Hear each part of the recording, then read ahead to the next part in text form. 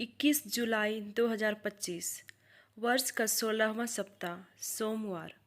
पहला पाठ निर्गमन ग्रंथ अध्याय 14 पद संख्याएं 5 से 18। जब मैं फिरौन को हराकर अपना सामर्थ्य प्रदर्शित कर चुका होऊंगा, तब मिस्री जान जाएंगे कि मैं प्रभु हूँ।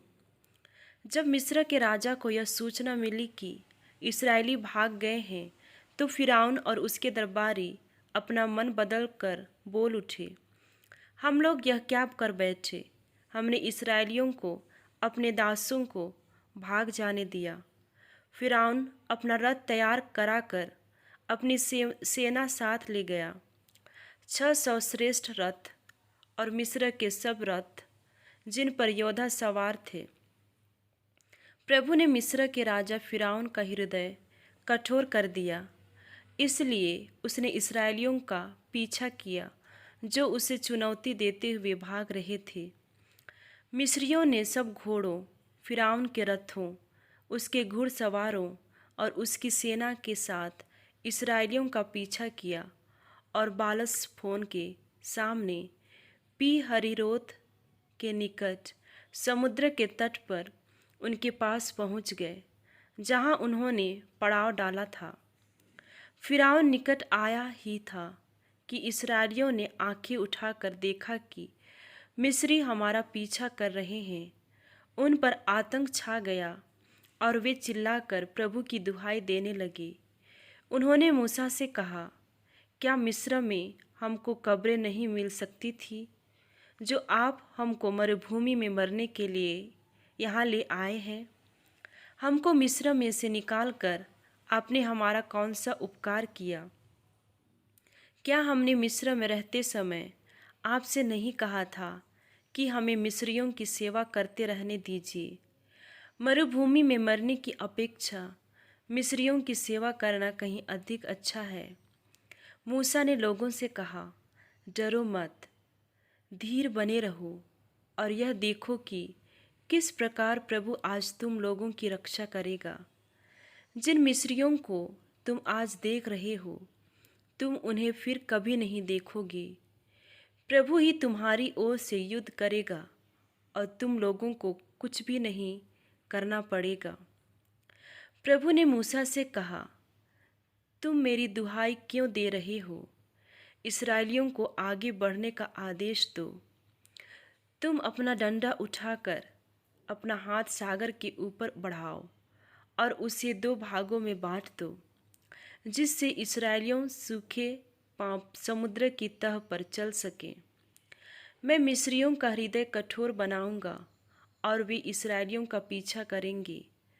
तब मैं फिरौन, उसकी सेना, उसके रथ और घुड़सवार सबको हराकर अपना सामर्थ्य प्रदर्शित करूंगा।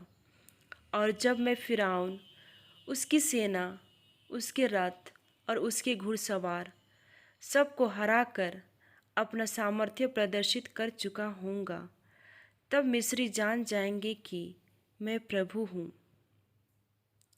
प्रभु की वाणी। सुसमाचार। संत मत्ती के अनुसार पवित्र सुसमाचार अध्याय 12 पद संख्याएं 38 से 42 तक। दक्षिण की रानी इस पीढ़ी के साथ जी उठेगी और इसे दोषी ठहराएगी। कुछ शास्त्री और फरीसी यीशु से बोले, गुरु, हम आपके द्वारा प्रस्तुत कोई चिन्ह देखना चाहते हैं। यीशु ने उन्हें उत्तर दिया, यह दुष्ट और विधर्मी पीढ़ी एक चिन्ह मांगती है, परंतु नबी योनस के चिन्ह को छोड़कर इसे और कोई चिन्ह नहीं दिया जाएगा।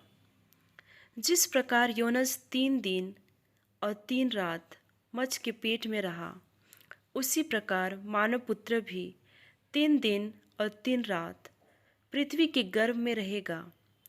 न्याय के दिन निनवे के लोग इस पीढ़ी के साथ जी उठेंगे और उसे दोषी ठहराएंगे, क्योंकि उन्होंने योनस का उपदेश सुनकर पश्चाताप किया था, और देखो, यहाँ वह है जो योनस से भी महान है।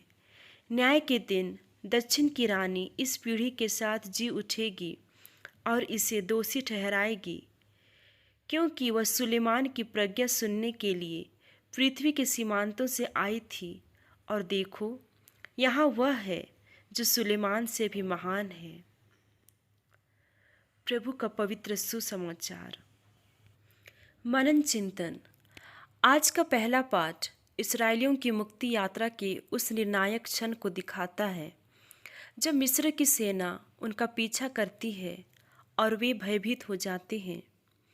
प्रभु मूसा के द्वारा उन्हें आश्वासन देते हैं, डरो मत, धीर बने रहो और यह देखो कि किस प्रकार प्रभु आज तुम लोगों की रक्षा करेगा। जब हम अपने जीवन के संकटों में घिरे होते हैं तब ईश्वर चुप नहीं रहता, वह हमारे लिए मार्ग खोलता है, फिर भले ही वह समुद्र के बीच ही क्यों न हो। यह पाठ हमें विश्वास और धैर्य में बढ़ने का निमंत्रण देता है।